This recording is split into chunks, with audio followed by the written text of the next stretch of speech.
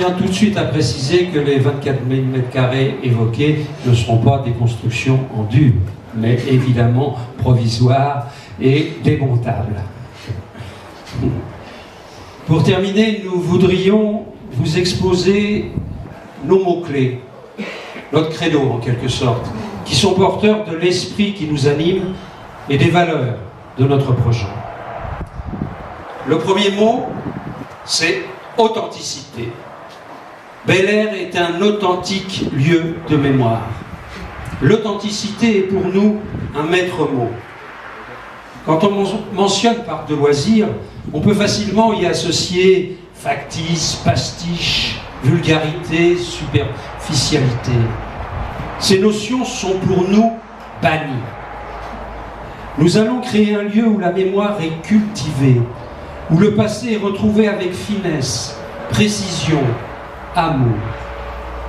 Nous voulons que les belles voitures, si merveilleusement conservées, restaurées par la passion des collectionneurs, trouvent ici un écrin à leur image. Le deuxième mot, c'est originalité. Il n'existe pas en Europe un site permanent consacré aux années 1950-70.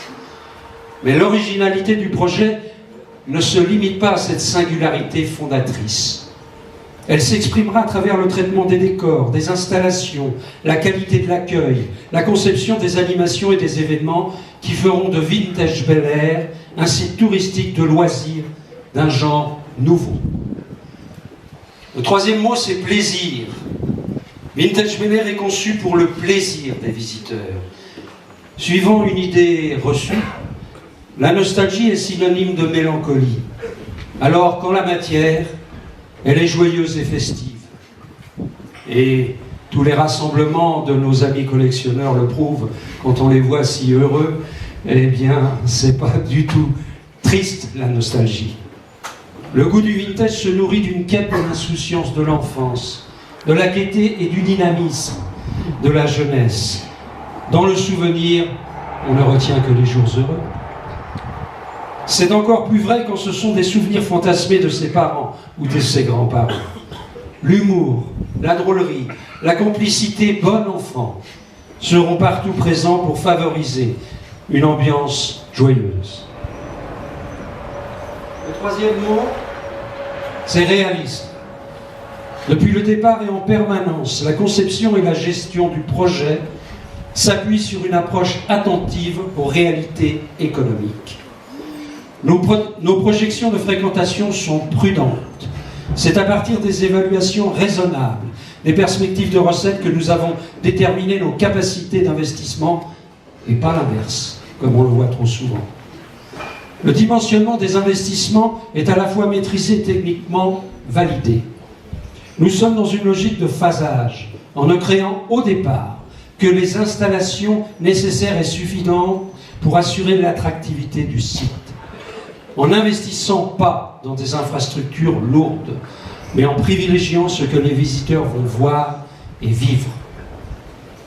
Ce projet est conçu par des professionnels qui, s'ils sont passionnés, ne sont pas des rêveurs. Enfin, le cinquième mot, c'est respect. Respect du site, de son environnement, des règles urbanistiques, des règles environnementales. Nous sommes dans un site Natura 2000. Nous ne le vivons pas comme une entrave, mais au contraire comme un atout. Nous allons faire profiter les visiteurs de la connaissance de cet environnement magnifique. Avec notre ingénieur écologue Alain Desbrosses, nous sommes en discussion étroite avec les services compétents dans ce domaine de l'État et de la communauté d'agglomération. Nos aménagements, nos travaux, notre fonctionnement vont respecter les principes édictés par Natura 2000, éviter, réduire, compenser. Si certains ont des craintes en la matière, notre porte est ouverte. Nous croyons en la vertu du dialogue et de l'échange, qui seuls peuvent permettre de trouver des solutions intelligentes et raisonnables.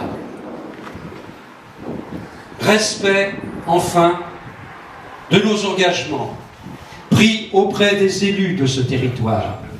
auprès de la population de La Rochefoucauld, auprès de tous les amoureux de la route nationale 6. Nous réaliserons le projet sur lequel nous nous sommes engagés. Tout le projet, rien que le projet. Ce projet est porté par une société, la SAS Vintage Bel Air. Dans cette société est rassemblé un premier cercle d'actionnaires constitué de personnalités majoritairement implantées dans la région bourguignonne. Ils sont pratiquement tous ici. Il y en a autour de moi. Il y a Jean-Claude André, il y a Pascal Guinaud, Christophe Rougeau, il y a Thierry Perrin, Bruce Fevret, et bien d'autres, Édouard Pillet et bien d'autres qui sont là, tous unis autour de ce projet.